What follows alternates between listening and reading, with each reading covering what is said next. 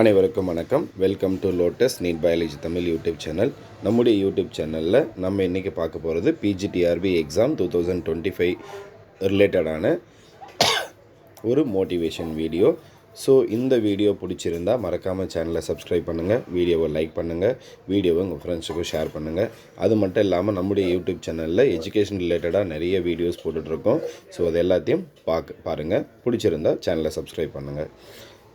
So நம்ம என்ன பார்க்க போகிறோம் இன்றைக்கி வீடியோவில் அப்படின்னா, பிஜிடிஆர்பி 2025 எக்ஸாம் நமக்கு இப்போ வந்து பார்த்தீங்கன்னா ஃப்ரீக்வெண்ட்டாக இதுக்கப்புறம் அதை பற்றின அப்டேஷன் நியூஸ் வந்துக்கிட்டே இருக்கும். ஸோ இப்போ ஒரு 3-4 டேஸுக்கு முன்னாடி கூட விரைவில் அதோடைய மும்முர பணிகள் எல்லாம் வந்து பார்த்தீங்கன்னா மும்முரமாக நடந்துகிட்ருக்கு டிஆர்பி தேர்வுக்காக அப்படின்னு சொல்லிட்டு ஒரு நியூஸ் ஒன்று பார்த்தோம். ஸோ நமக்கு ஆல்ரெடி தெரியும், ஆனுவல் பிளானர் கொடுத்தாங்க. அந்த ஆனுவல் பிளானரில் ஆகஸ்ட் மாதம் நோட்டிஃபிகேஷன் வரும்னு சொன்னாங்க, நவம்பர் மாதம் எக்ஸாம் வரும்னு சொன்னாங்க.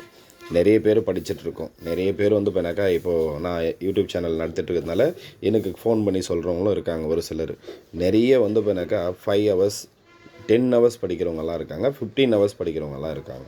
ஸோ நான் அவ்வளோ படிச்சுட்ருக்கேன் சார் அப்படின்னு சொல்லிட்டு இருக்காங்க. ஸோ நம்ம எந்த அளவுக்கு இருக்கும் அப்படின்னு சொல்லிட்டு நீங்கள் வந்து இப்போ யோசிச்சு பார்த்துங்க. இந்த ஒரு சென்டென்ஸை வச்சுக்கிட்டு நிறைய பேர் படிக்கிறாங்க, நம்ம படிக்கிறோமா இல்லையா?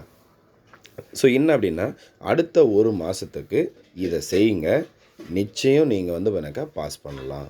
ஸோ எதை செய்யணும் அப்படின்னா, இப்போது நம்மக்கிட்ட இருக்கக்கூடிய நெகட்டிவ்ஸ் எதெல்லாம் நெகட்டிவ்ஸோ அதெல்லாம் பாசிட்டிவாக மாற்றணும்.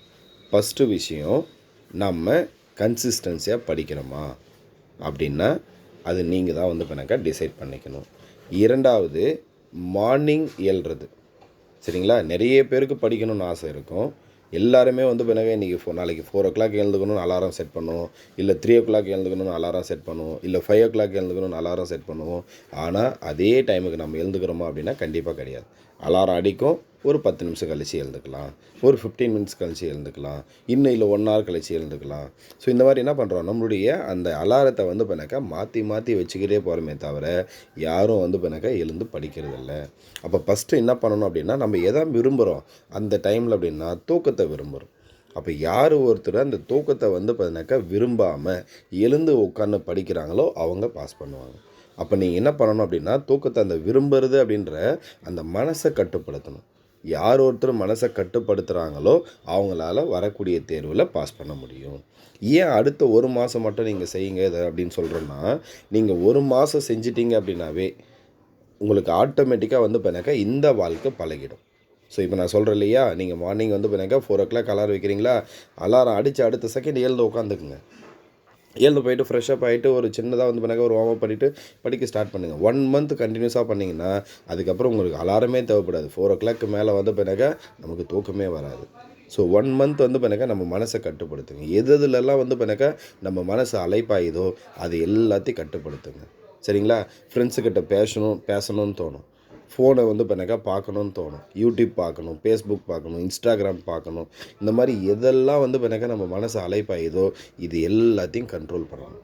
நமக்கு ஒரு 10 நிமிஷம் டைம் கிடைக்குதா, அந்த 10 நிமிஷத்தில் ஏதோ ஒரு சின்ன விஷயம் லேர்ன் பண்ணிக்கலாம். இந்த மாதிரி வந்து நம்ம மனசை கட்டுப்படுத்தி அந்த மனசை வந்து ஸ்டடீஸில் மாற்றணும் அப்படின்னாவே வரக்கூடிய தேர்வில் நம்ம பாஸ் பண்ணிடலாம். அப்போது ஃபஸ்ட்டு மனசை கட்டுப்படுத்துறது ரொம்ப ரொம்ப இம்பார்ட்டன்ட்.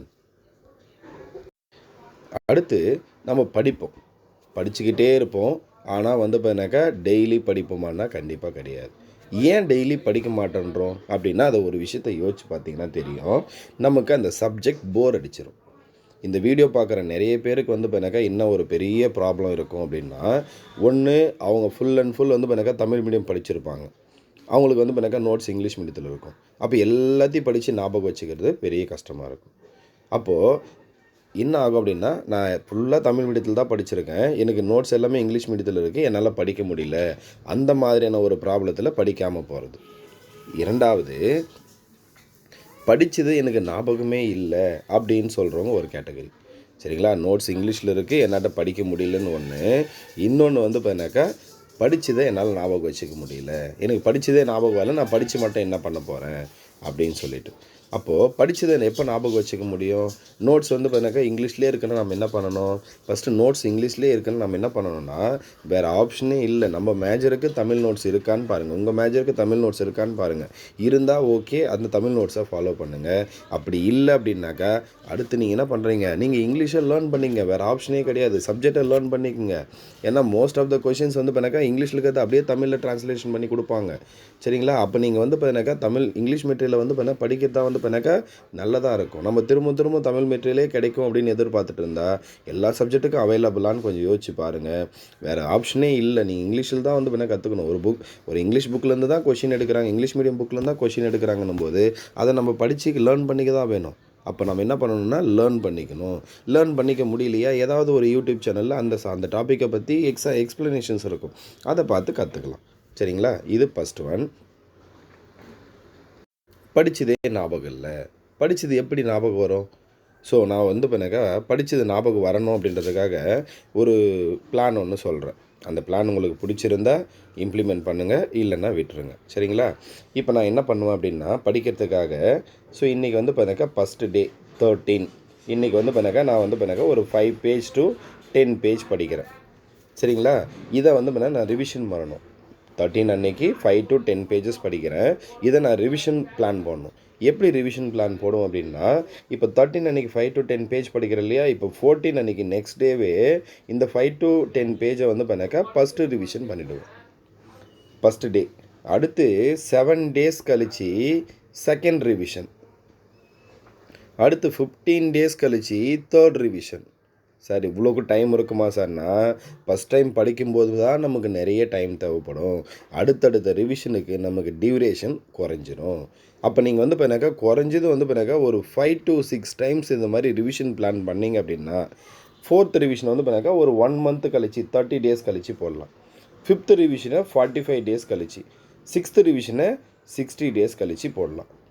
எக்ஸாம் நெருக்கத்தில் வந்துடுச்சு அப்படின்னாக்கா இந்த ரிவிஷன் பிளான் அந்த டேஸை வந்து பண்ணாக்கா ரெடியூஸ் பண்ணி மொத்தம் நம்ம படித்த ஒரு டாப்பிக்கை 5 to 6 டைம்ஸ் நீங்கள் ரிவைஸ் பண்ணால் மட்டும்தான் ஞாபகம் வரும். இல்லைன்னா ஞாபகம் வராது. ஏன் சார் ஞாபகம் வராது? இப்போ இந்த வீடியோ பார்க்குற நிறைய பேர் யங் ஏஜாக இருப்போமா, ஒரு சிலர் யங் ஏஜாக இருப்பீங்க. நிறைய பேர் வந்து பண்ணாக்கா 35, 40s, 50s இருப்போம். அப்போ 35, 40, 50s இருக்கிறவங்க வந்து பண்ணாக்கா அந்த மெமரி பவர் ரெடியூஸ் ஆகும். அப்போ இருக்கிற மெமரி பவரை வச்சுக்கிட்டு நம்ம என்ன பண்ணணும், எக்ஸாமில் பாஸ் பண்ணணும். எனக்கு ஞாபகம் வரல, என்னால் படிக்க முடியலன்னு திரும்ப சொல்லிக்கிட்டே இருந்தால் திரும்ப நம்ம தேர்வை எதிர்நோக்கி காத்துக்கிட்டு இருக்க வேண்டியதுதான். வேறு வழியே கிடையாது.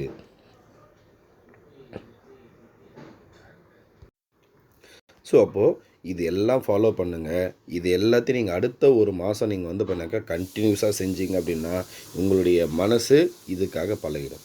உங்களுடைய மனசு எப்போ இதுக்காக பழகிடுதோ, எப்போ வந்து பார்த்தினாக்கா எனக்கு வந்து போஸ்டிங் வாங்கிறது மட்டும்தான் ஒரே குறிக்கோள், அந்த போஸ்டிங் வாங்கிறதுக்காக வந்து பார்த்தினாக்கா நான் என்னுடைய மனசை கட்டுப்படுத்த போகிறேன், எனக்கு இருக்கக்கூடிய எல்லா ஆசையும் எல்லாத்தையும் என்ன பண்ண போகிறேன், அடுத்து வரக்கூடிய ஒரு 4-5 மந்த்துக்கு வந்து பார்த்தினாக்கா நான் வந்து பார்த்தினாக்கா ஒதுக்கி வைக்க போகிறேன் அப்படின்னு நினச்சிட்டு யாரெல்லாம் படிக்கிறீங்களோ அவங்களுக்கு வந்து பார்த்தினாக்கா அந்த வெற்றி அப்படின்றது எளிதாக ஒன்றாக மாறிடும்.